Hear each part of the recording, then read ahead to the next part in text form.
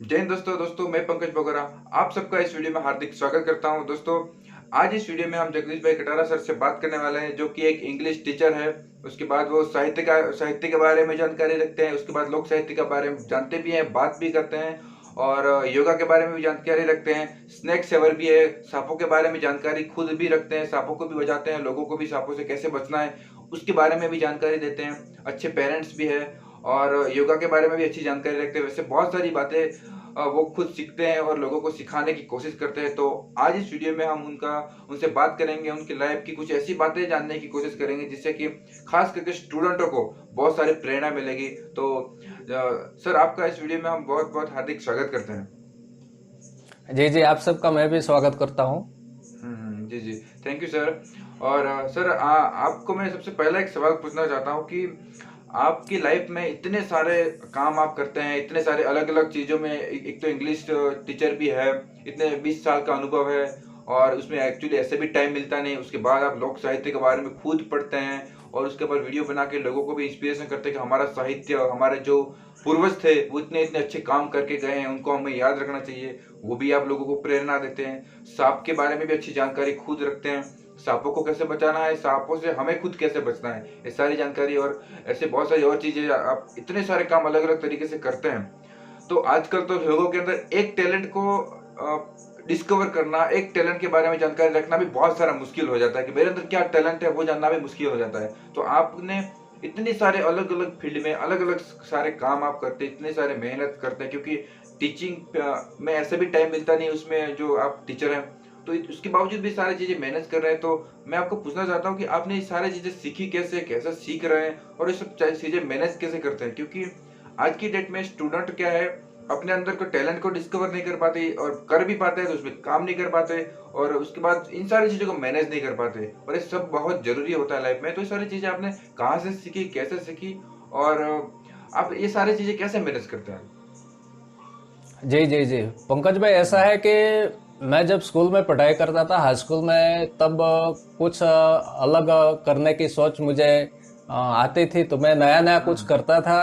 तो हम्म। हमारे साथ जो क्लासमेट होते थे उनको बहुत पसंद आता था। मैं मिमिक्री भी करता था और ओके कई ओके। नए नए जोक्स भी सुनाता था। अरे तो बच्चे, तो हमारे क्लासमेट को बहुत मजा आती थी। तो तब हम्म से मुझे आदत पड़ी कि कुछ नया करना चाहिए, और जहां भी कुछ नया दिखता था तो मैंने ऐसा लगता था कि मुझे ये करना चाहिए, तो मैं तुरंत करता हम्म था। तो हम्म ऐसे करते करते मैं आगे बढ़ा, 11वीं 12वीं में गया। तो हम्म हमारे जो बॉक्सिंग और रेसलिंग का उस्ताद था, जो और जूडो कराटे और कुंफू भी सिखाता था, तो वहीं मैं क्लास ओके। ज्वाइन की। तो हाँ वो हाँ। हमारे उस्ताद भी हर रोज बोलते रहते थे कि आपको कुछ नया करो, रोज न हम्म रोज कुछ नया करो, कुछ हट के करो, तो आप पब्लिक और लोग आपको देखेंगे और सुनेंगे। हम्म तो ऐसा सुनते हुए मैं इतने साल निकाले, तो फिर मैंने सोचा कि कुछ तो नया करे। तो मैं जो कोई सोचता हूँ, मुझे जो पसंद आता है वो मैं करता हूँ, और अंदर से मुझे ऐसा होता है कि मुझे ये करना चाहिए और लोगों को हम्म भी दिखाना चाहिए।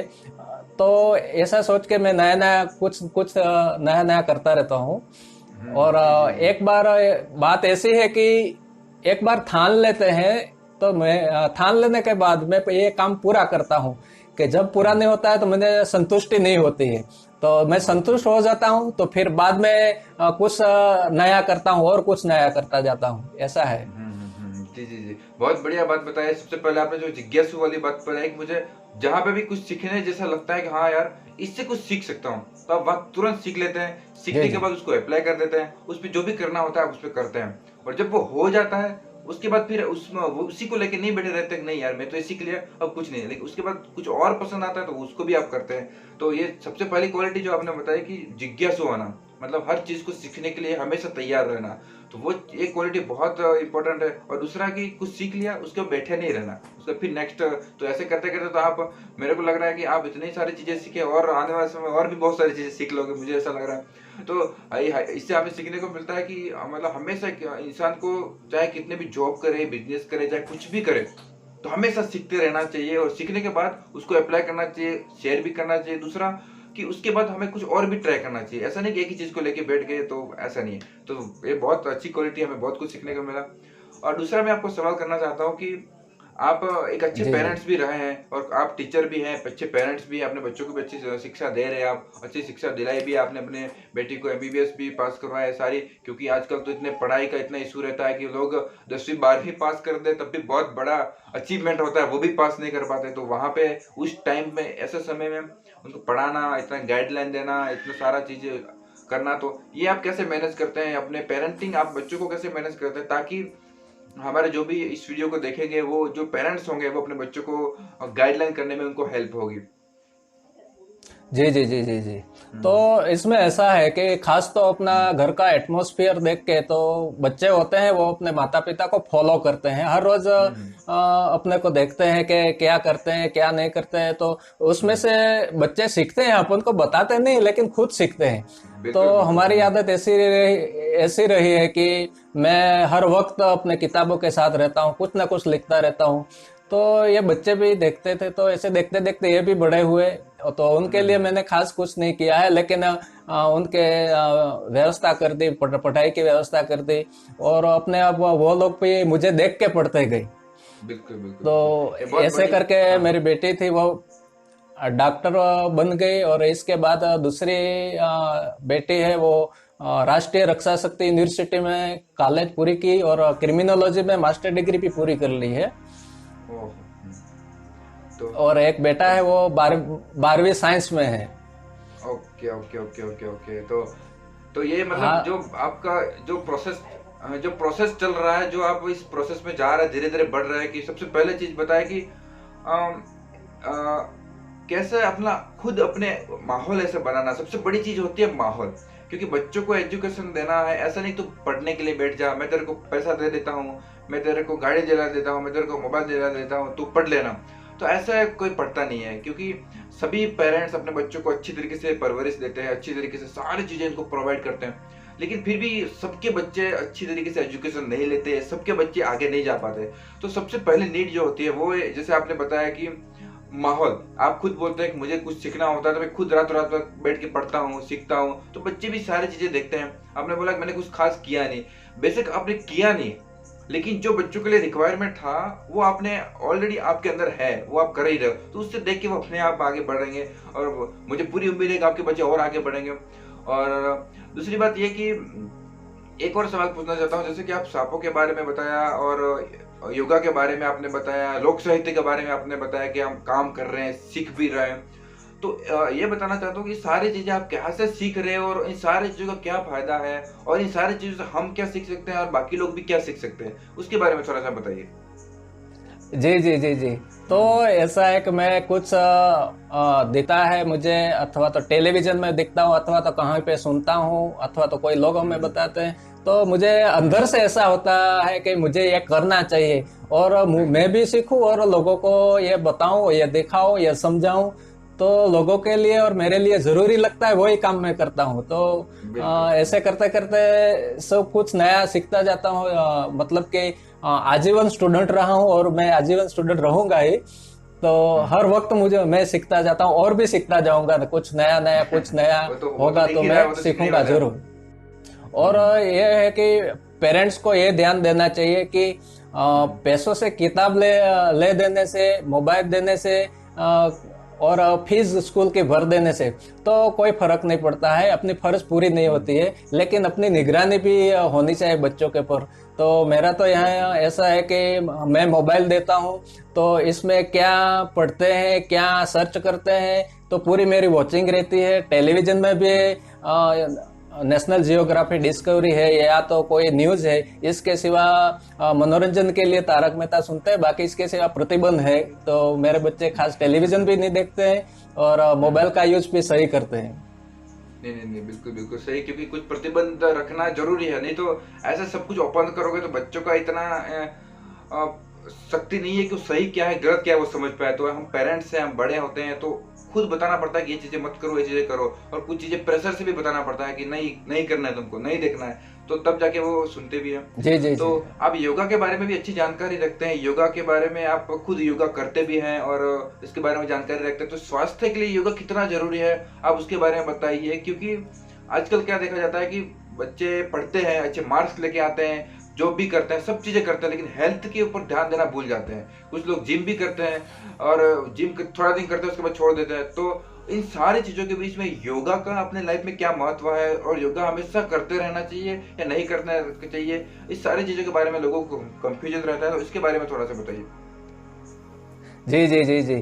योग के बारे में ऐसा है तो इसकी परिभाषा डेफिनेशन तो बहुत बड़ी है, योग का महत्व बहुत बड़ा है, लेकिन विद्यार्थियों के लिए कुछ लिमिट में प्राणायाम है, कुछ और आसन है, सिंपल आसन मतलब पद्मासन करके बैठे तो भी ठीक है, लेकिन स्थिर बैठना जरूरी है, कंसंट्रेशन हम्म। होना जरूरी है। स्थिरता में सब कुछ जी। आ जाता है। तो हम्म। योग से अपने शरीर के अंदर इंटरनल चेंजेस होते हैं, जो पॉजिटिव रसायन पैदा होते हैं, तो इसके लिए वो बिल्कुल। शरीर के लिए बहुत उत्तम दवा है, औषधि है। तो अपने शरीर के अंदर जो अलग अलग ग्लैंड होती है, ग्रंथियां, तो ये हम्म। ग्रंथियों ऊपर उसकी असर पड़ती है, तो उसमें से जो रसायन निकलता है वो शरीर के लिए बहुत उपयोगी है। तो ये बिल्कुल काम बिल्कुल, बहुत बढ़िया बात है। सिर्फ योग ही कर सकता है। नहीं नहीं, बहुत मतलब क्योंकि योग ये खास करके स्टूडेंट के लिए योग करेगा, जैसे आपने बताया कि स्टूडेंट करेगा तो स्टूडेंट एकाग्र भी रहेगा, अपने पढ़ाई पे भी ध्यान दे सकता है, और जो अंदर के रासायनिक शक्ति के बारे में बताया वो सारी चीज़ों को भी मैनेज करता है। तो और भी बहुत सारी चीज़ें हैं, योगा से आप फायदा ले सकते हैं। तो योगा को भी हमें करना चाहिए जैसे कि आपने बताया। और आपका 20 साल का आपका टीचिंग का अनुभव है, आप बच्चों को पढ़ाते हैं, आपने बहुत सारे बच्चों को पढ़ाया होगा, बहुत सारे बच्चे कहाँ से कहाँ पहुँच गए होंगे, बहुत सारे बच्चे कुछ नहीं कर पाए होंगे, तो तरह तरह की बातें होगी। तो एज ए टीचर आपने बच्चों को देखा है, बच्चों को पढ़ाया है, उनको समझा है, तो ऐसी कौन सी बातें जो बच्चों को ध्यान में रखनी चाहिए, ऐसी कौन सी बातें जो बच्चे बार बार प्रॉब्लम करते हैं, बस बार बार बताने के बावजूद भी, और ऐसी चीजें करने से उनके लाइफ में पॉजिटिव बदलाव आ सकता है, ऐसी बातें आप तो थोड़ा बताइए, क्योंकि आपका एक्सपीरियंस है, इससे आपके बच्चे को आपका एक टीचर का एंगल मिलेगा लाइफ को देखने का, ताकि वो अपने लाइफ में कुछ पॉजिटिव चेंज कर पाए। जी जी जी जी।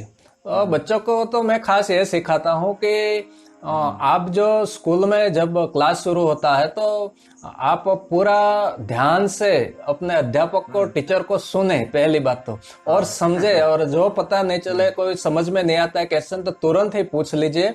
और कोई भी हम्म। सब्जेक्ट हो तो अपना रफ काम है वो साइड में करते जाइए, और सीखने के बाद, घर पे जाने के हम्म। बाद और पूरा एक बार और रिवीजन कर ले। रिवीजन हो बिल्कुल। जाता है तो आंखें बंद करके रिवीजन कर लो, और इसके बाद आपका जो हम्म। होमवर्क है वो पूरा करो, खाना है वो खा लो, और फिर बाद में सोते वक्त पूरे दिन में हर सब्जेक्ट के जो कुछ टीचरों ने सिखाया है वो पूरा का पूरा रिवीजन कर लेना, और फिर अपडेट होके सो जाओ। तो सुबह में उठ के भी थोड़े पहले, आधा घंटा पहले उठ जाओ, और फिर बेड में ही आंखें बंद करके पूरा फिर याद कर लो, और फिर तैयार होकर स्कूल में जाओ, तो आपको अलग से मेहनत नहीं करनी पड़ेगी, और अपने मेमोरी बिल्कुल पावर भी बढ़ेगा और अच्छी तरह से याद रहेगा। बिल्कुल बिल्कुल सही बोला आपने, क्योंकि जैसे कि स्कूल में पढ़ाया, घर में आके रिवीजन भी किया, उसके बाद सुबह में उठ के फिर रिवीजन किया, तो इतने 3-4 बार रिवीजन हो जाता है, तो हमारा सबकॉन्शियस माइंड है वो सारी चीजें सही तरीके से फिट हो जाती है, तो बार बार जी उसे जी तो जी फिर जी। वो करने की जरूरत नहीं पड़ता है। तो ये भी याद रखना, स्टूडेंट को खास हमें सीखने के लिए मिलता है कि मतलब जो स्कूल में पढ़ाया अच्छे से पहले सुनना चाहिए, उसके बाद घर में आके उसको रिवीजन करना चाहिए, उसके बाद सुबह में एक बार फिर उसको रिवीजन करना चाहिए, इतनी भी प्रोसेस सही से हो जाती है, तो मेरे ख्याल से आधा काम तो यहाँ पे हो जाता है। फिर एग्जाम एग्जाम के समय थोड़ा बहुत पढ़ने से बच्चा हम याद कर सकते हैं। तो ये बहुत बढ़िया बात बताया। और दूसरा कि हाँ जी।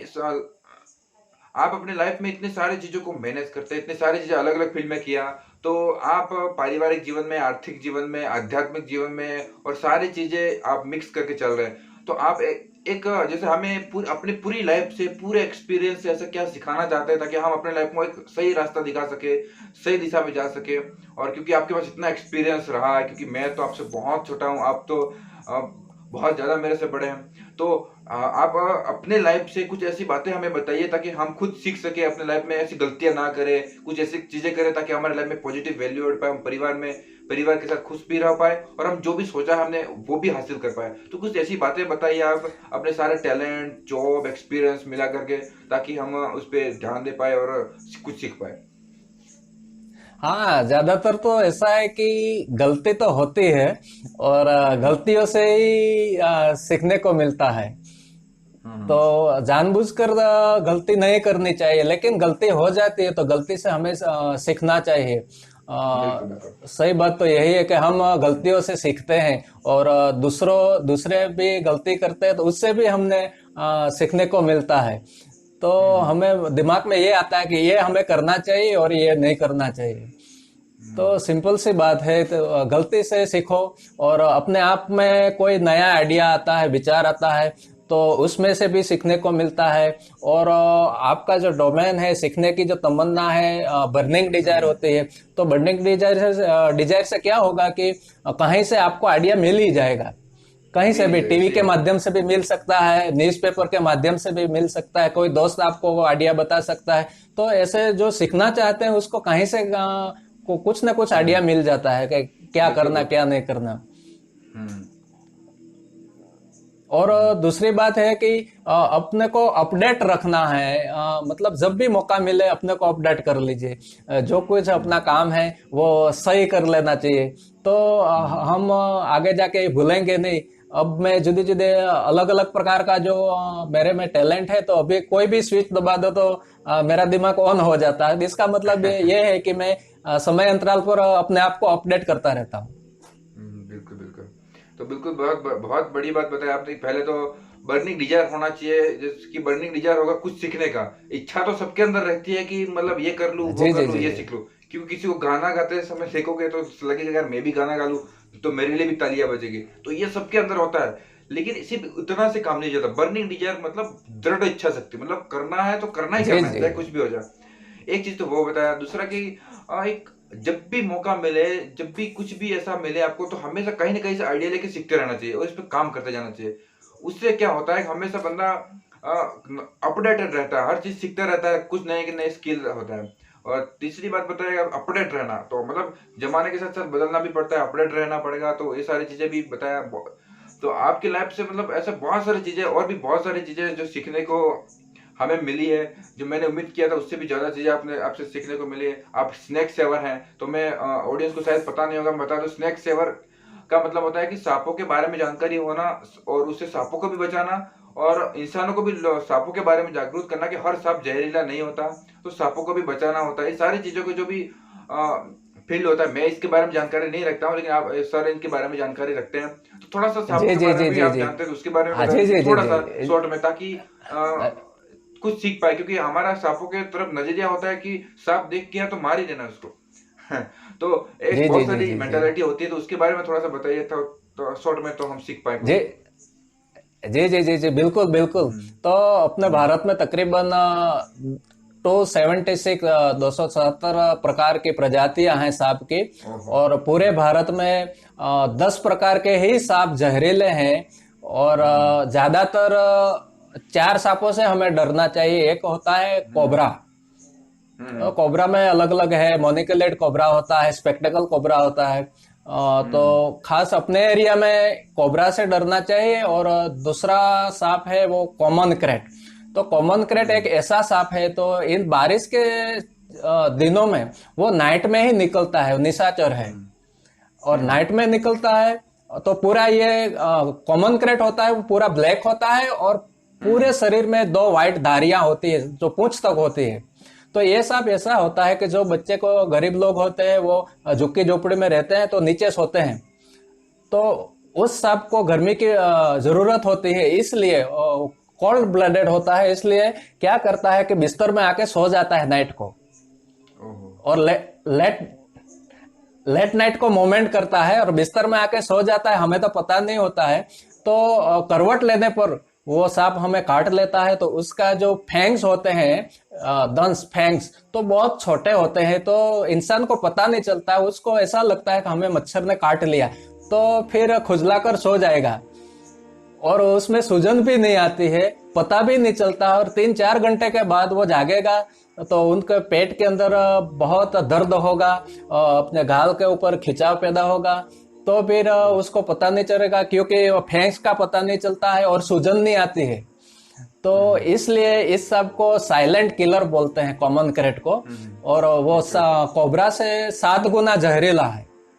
ओके ओके ओके ओके, बहुत बात अच्छी बात बताई, क्योंकि ये बहुत जानना जरूरी है कि सब कई बार हम पता ही नहीं चलता है इन सारी चीज़ों के बारे में। बहुत ही मोस्ट इम्पोर्टेंट है, क्योंकि जान, ये तो जान की बाकी चीज़ें योगा ना करो तब भी चलेगा, लेकिन ये सांपों के बारे में मतलब जैसे कि हम रहते हैं तो सांप बारिश के मौसम में ऐसे कहीं ना कहीं से आ ही जाते हैं, तो उसके बारे में जानकारी रखना बहुत जरूरी है, ताकि हम अपना भी बचाव कर सकते हैं और किसी और को भी कुछ हुआ होगा उसको भी बचाव हम कर सकते हैं। तो ये बहुत बढ़िया बात बताया। और जी जी लास्ट में एक और चीज, जी जैसे जी। कि आप लोक साहित्य के बारे में भी जानकारी रखते हैं, तो लोक और साहित्य एक के बारे दूसरा में। दो, हाँ, हाँ 2 सांप बाकी रह गए। एक कोबरा से डरना चाहिए, एक कॉमन क्रेट है, हाँ करत बोलते हैं, और कोबरा मतलब नाग। हाँ ये 2 हो गए। और तीसरा है रसल वाइपर। हाँ तो रसल वाइपर, हाँ, रसल वाइपर में हेमाटोक्सिन जहर होता है, तो उससे भी हाँ डरना चाहिए। जो शीतल बोलते हैं, शीतल नाग। और दूसरा है सॉस कैलेड वाइपर। तो ये 4 ही सांप से डरना चाहिए। और मुख्य रूप से कोबरा, क्रेट जो कॉमन क्रेट में बोलता हूँ, और रसल वाइपर, तीनों से डरना चाहिए। और जब भी किसी को सांप काटे तो कोई मंत्र तंत्र नहीं, ओझा के पास नहीं जाना है, सीधा जिला अस्पताल में जाना है। और समय की बहुत कीमत होती है, इसलिए समय न बिगाड़े। और जो पेशेंट है उसको कभी डराना नहीं चाहिए, और उसको ये बोलना चाहिए कि साहब जहरीला नहीं है, ठीक हो जाएगा, ऐसे करके सिविल में ले जाना चाहिए। और उसको हिलने डुलने नहीं देना चाहिए, ताकि ब्लड सर्कुलेटिंग बढ़े नहीं, और जहर है अपने दिमाग ओके तक, ओके शरीर ओके। में ज्यादा पहुंचे नहीं। तो समय की बहुत कीमत होती है इसमें। बिल्कुल बिल्कुल बिल्कुल, बहुत बढ़िया बात बताया, क्योंकि आपने फिजिकली क्या करना चाहिए, मेंटली क्या करना चाहिए, सारी चीजें बताया, और कौन से हिसाब से डरना चाहिए, कौन से हिसाब से नहीं डरना चाहिए, ये सारी चीजें अच्छी तरीके से बताया। बहुत कुछ सीखने को मिला इससे। और एक और, आप जिस आपका टैलेंट है जो लोक साहित्य के बारे में बहुत जानकारी रखता है, और बहुत लोक साहित्य के बारे में किताबें पढ़ते हैं और लोगों को अवेयर करता है कि हमारे जो पूर्वज थे वो हमारे समाज को बचाने के लिए इतना सारा चीजें किए हैं, तो हमें भी कुछ सीखना चाहिए, समाज की तरफ अपना योगदान देना चाहिए, इतिहास को हमें जिंदा रखना है, उसको मरने नहीं देना है। सारी चीज़ों के बारे में आप अवेयर रहते हैं, वीडियो भी बनाते हैं, तो उसके बारे में बताइए कि आपका इंटरेस्ट कैसे आया, और आप इस काम जो कर रहे हैं उससे आगे आपका क्या प्लानिंग है, और हम इससे क्या सीख सकते हैं। हाँ जी जी जी। तो मैं जब सौराष्ट्र में आया तो बड़े बड़े हम्म कलाकार को, लोक साहित्यकारों को मैं देखता था। और हम्म मुझे भी शौक तो था ही। तो हम्म मैं सीखने लगा, लेकिन उनको सुन सुन के मैं सीखता था। और दूसरी जगह कोई डायरा में कोई प्रोग्राम, स्टेज प्रोग्राम होता तो मैं उसमें दिखाता भी था, सुनाता भी था। लेकिन हम्म हम्म मुझे ऐसा हम्म लगा कि अपना समाज का जो इतिहास है वो तो बहुत बड़ा है, बहुत लंबा इतिहास है। तो मैं बिल्कुल। अपने इतिहास को लेकर क्यों नहीं लोगों को दिखाऊं। तो हम्म अपना इतिहास के लिए मैंने अभ्यास किया, बहुत स्टडी की, किताबें पढ़ी, न्यूज़पेपर से भी, कहीं सामयिक से भी, और मोबाइल के थ्रू और वीडियो के थ्रू, यूट्यूब के थ्रू मैंने बहुत देखा। और फिर अपने तरीके से मैंने लिखने की शुरुआत की। तो मैंने जाना कि ये तो अनंत है। तो इसमें से मैं अपने लोग जो नहीं जानते हैं तो उनको मैं कुछ बताऊं, लेकिन सीधा बोलने से तो क्या होता है कि प्रवचन हो जाता है। इसलिए मैं मेरे तरीके से मतलब मैंने पोयम बनाए, काव्य बनाए, दोहे बनाए, और कई प्रकार के छंद बनाए। और फिर मैं अपने तरीके से मतलब लोगों को काव्यात्मक ढंग से वर्णन करता हूँ लोगों के आगे, इसलिए लोग हमें पसंद करते हैं। हम्म। ये ऐसी बात है। बिल्कुल बिल्कुल, बहुत बढ़िया बात बताया, क्योंकि सब कुछ करने के बाद, इतने सारे काम करने के बाद, पढ़ाने के बाद, जॉब करने के बाद, फैमिली बच्चों को संभालने के बाद, या फिर समाज के बारे में सीखना, फिर लोगों को सिखाना, ये सारी चीज एक समाज की तरफ अपना सा एक लगाव होता है कि नहीं यार, हमारा समाज इतने सारे अच्छे लोग थे, उससे हमें प्रेरणा लेनी चाहिए, हमें कुछ सीखना चाहिए, और उसके बाद उसको शेयर भी करना, ये सारी चीजें बहुत बढ़िया है, बहुत अच्छी बात है। और लास्ट एक पॉइंट बच गया, क्योंकि आपके पास इतना, आप अलग अलग फील्ड में काम करते हैं, मेरा तो पूरा भी नहीं हो पा रहा। लास्ट एक और पॉइंट है कि लड़कियों को सेल्फ डिफेंस की तालीम आप दे रहे हैं, जो मैंने जाना आपके बारे में, तो आप लड़कियों को सेल्फ तालीम कैसे दे रहे हैं, और आप ये क्यों दे रहे हैं, इसका क्या मकसद है। जी जी जी जी। तो हम्म आज का जो मॉडर्न युग है, इसमें पहले ऐसा था, पहला का जो समय था, वो उस समय इतनी सारी नेगेटिविटी नहीं थी। लेकिन एक मोबाइल, एक टेलीविजन के माध्यम से अच्छी हम्म, चीज नहीं परोसी जाती, चाहे सीरियल के माध्यम से हो या बिल्कुल फिल्म बिल्कुल। के माध्यम से हो। तो इसके कारण से बच्चों के अंदर जो युवा बच्चे हैं उनके अंदर नेगेटिविटी आ जाती है। तो इसके कारण जो पैसे वाले लोग के बच्चे होते हैं या तो दूसरे होते हैं, तो वो लोग मतलब लड़कियों को छेड़ती करते हैं, कुछ मजाक करते रहते हैं। तो जो लड़की होती है वो अपने आप सुन लेती है और उनको डर रहता है कि हम कहाँ किसी को क्या कैसे बताएं। क्या तो करेंगे। इन सब बातों को देखते हुए मैंने ऐसा लगा कि उनको सेल्फ डिफेंस भी सिखानी जरूरी है। उनको पता नहीं होता है कि हमें उस वक्त क्या करना चाहिए। कोई गुंडे आ गए या तो कोई छेड़ रहा है, तो उस वक्त हमें क्या करना चाहिए। तो एक 181 पे और 112 पे 100 पे कॉल करो और फिर आप चिल्लाओ, जोर जोर से चिल्लाओ, तो आपका आवाज सुन के कोई आ जाएगा आपकी मदद करने के लिए। बिल्कुल बिल्कुल। और हो सके तो कुछ हमला करो, या तो अपने पास ऐसी चीज रखो, या तो धूल मिट्टी हो तो उनके आंख में डाल के तुरंत भागने का मौका रखे और भाग जाए। तो बचने की कोशिश करना चाहिए और 100 नंबर पे फोन करना चाहिए। अभी तो ये भी सुविधा हो गई है। हम्म, तो तो लड़की जो सीखेगी तो अपने आप में कॉन्फिडेंस आएगा और वो बिंदास से घूम सकेगी। बिल्कुल बिल्कुल। इतना मतलब इसके बारे में तो जितनी बातें हो उतनी कम है, क्योंकि इतने सारे आप न्यूज में देखते हैं, इतने सारे बलात्कार के केस देखने को मिलते हैं, उसके बाद उसको जला दिया जाता है। इतनी मतलब दर्दनाक कहानियां सुनने को मिलती है, बहुत दुख होता है। ऐसे समय में इसी चीज की बहुत ज्यादा रिक्वायरमेंट बढ़ जाती है। बच्चियां डर जाती है कि हमारे साथ कहीं ऐसा हो गया तो हम क्या करेंगे। तो और ऐसा तो है नहीं कि बच्चियां, क्योंकि स्कूल में पढ़ने के लिए भी जाना पड़ता है और बीच में रास्ता खाली होता है और हर समय अपना भाई या पेरेंट्स के साथ में तो लेके जा नहीं सकती, तो कहीं ना कहीं अकेले घूमना ही पड़ता है। तो ऐसे समय में अगर उसके ऊपर कॉन्फिडेंस होगा कि मतलब और कैसे करके अपना बचाव करना है, मेरे पास मोबाइल है तो कॉल कर सकती हूँ, मोबाइल नहीं है तो कुछ किसी और चीज से धूल मिट्टी से अपना बचाव कर सकती हूँ, भाग सकती हूँ, चिल्ला सकती हूँ। मतलब कैसे भी करके उनको कॉन्फिडेंस होना चाहिए। और ये चीजें मेरे ख्याल से कि स्कूल वगैरह में नहीं सिखाई जाती है सारी चीजें।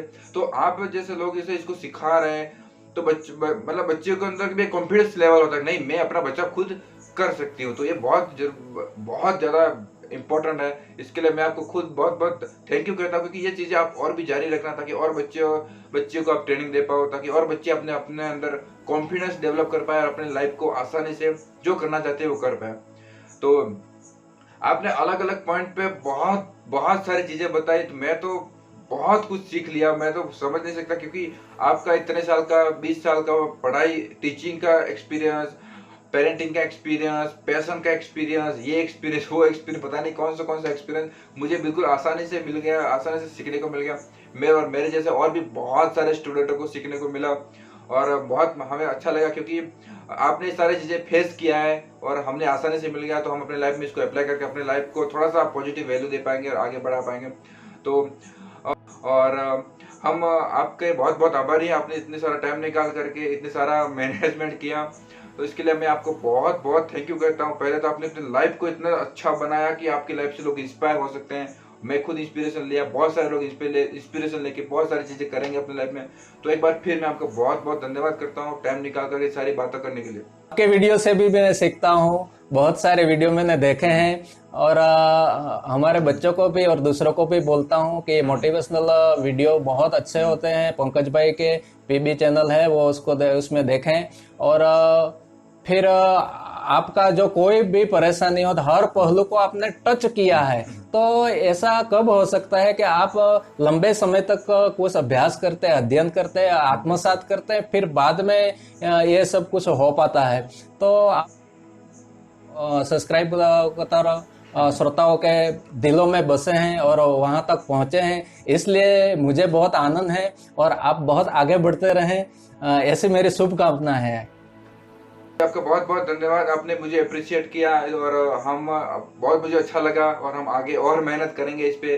क्योंकि कोई ज्यादा बड़ा काम मैं नहीं कर रहा हूँ, लेकिन जो भी जैसे आपने बताया कि जो अच्छा लग रहा है करते रहो, तो कर रहे हैं, तो आगे क्या होगा वो देखा जाएगा। और जी, आपका भी हम बहुत बहुत धन्यवाद करते हैं। एक बार फिर आप अपने परिवार के साथ खुश रहे, मस्त रहे, आपको भगवान दीर्घायु दे। और आपका इस वीडियो में आकर के टाइम निकाल करके अपना एक्सपीरियंस शेयर करने के लिए, हमें गाइड करने के लिए आपका बहुत बहुत धन्यवाद। और आप आज के लिए बस इतना ही। अपना ख्याल रखें, हमेशा खुश रहें, मेरा सपोर्ट हमेशा आपके साथ है। Thank you. जय हिंद, जय भारत। जय हिंद, जय भारत पंकज भाई।